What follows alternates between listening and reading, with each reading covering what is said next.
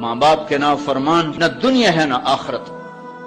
ایک صحابی ہے، یا رسول اللہ میرا باپ نا میری کمائی میں سے خرچ کرتا، مجھ سے پوچھتا ہی نہیں، اور شرعاً قانوناً اگر میری کمائی میرے باپ کی جو کمائی ہے یا زمین ہے جائیداد ہے اس سے الگ میں نے اپنی محنت سے کوئی کمائی کی ہے، وہ میری ذاتی چیز ہے، قانوناً میرے باپ کو بھی پوچھنا چاہیے کہ بیٹا یہ تمہاری چیز میں لے سکتا ہوں، یہ پیسہ میں استعمال کر سکتا ہوں، قانون یہ ہے۔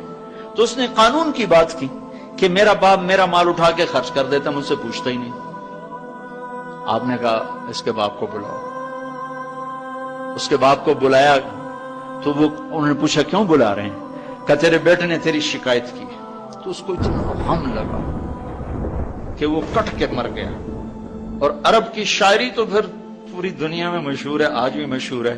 تو اس نے دل ہی دل میں کوئی شعر کہے، درد بھرے دکھ بھرے، اور وہ انہی شعر کو اپنی زبان سے نہیں دل ہی دل میں کہتا کہتا دربار رسالت میں مسجد میں پہنچا تو جبریل پہلے آ چکے تھے۔ کہنے لگے یا رسول اللہ تعالیٰ فرما رہے ہیں کہ آپ اس سے کہیں کہ پہلے وہ شعر سنا جو تیری زبان سے تو ادا نہیں ہوئے، تو تیرے رب نے عرشوں پہ سن لیے ہیں۔ آپ نے فرمایا بھائی اب تمہارا کیس سنوں گا، پہلے وہ شعر سنا جو تیری زبان سے نہیں ادا ہوئے۔ اللہ نے سنے۔ کہنے لگا یا رسول اللہ میں گواہی دیتا ہوں آپ سچے رسول ہیں، آپ کا رب بڑا طاقتور رب ہے، آپ کے رب کی قسم زبان سے ایک لفظ نہیں نکلا، دکھ بھری فریاد تھی جو دل کی دنیا میں اٹھی اور وہیں گم ہو گئی، سینے سے اٹھی اور سینے میں ہی دفن ہو گئی، پر آپ کے رب نے عرشوں پہ سن لیا۔ آپ نے کہا اچھا سنا تو صحیح میرے بھائی۔ میں کہا جی میں نے کہا بچے جس دن تو پیدا ہوا اس دن سے ہم نے اپنے لیے جینا چھوڑ دیا، ہم نے تیرے لیے جینا شروع کیا۔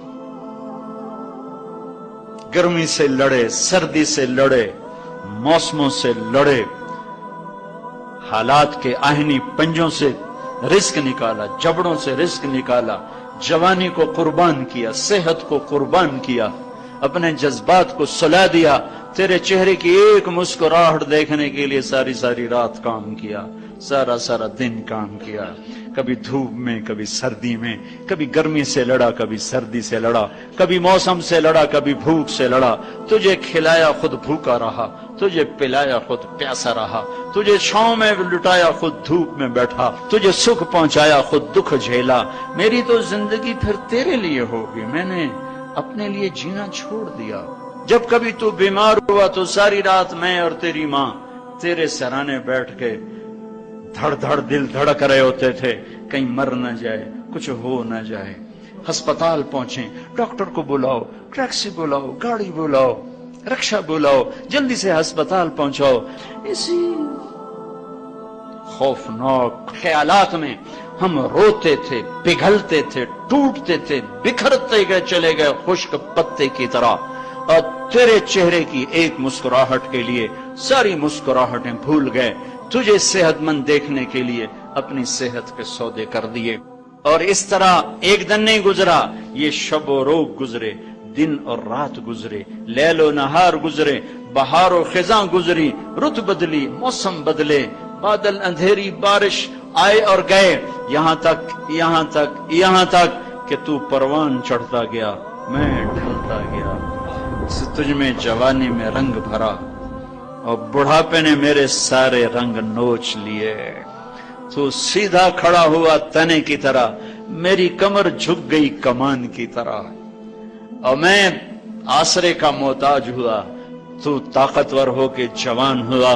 پھر مجھے خیال آیا کہ میں اس کی انگلی پکڑ کے چلا، گود بٹھا کے چلا، کندھے بٹھا کے چلا، ہاتھ بٹھا کے چلا، اس کے لیے در در کی ٹھوکریں کھائیں۔ آج جب میں بوڑھا ہوا ہوں تو اب یہ میری انگلی پکڑے گا، میرا ہاتھ پکڑے گا، میں اس کی لاٹھی بنا، یہ میری لاٹھی بنے گا۔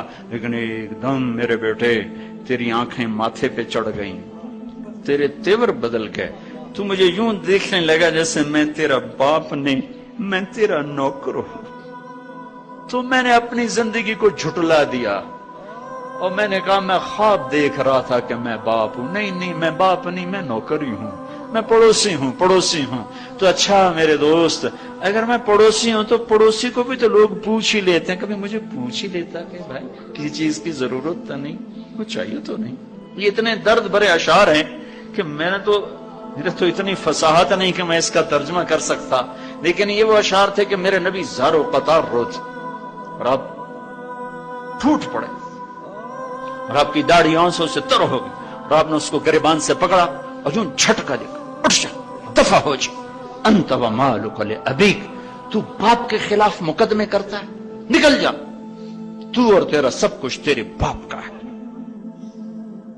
یہ صرف روزے شب قدر سے متعلق نہیں ہے کہ ماں باپ کا نافرمان ہے تو اس کی شب قدر برباد ہو گئی.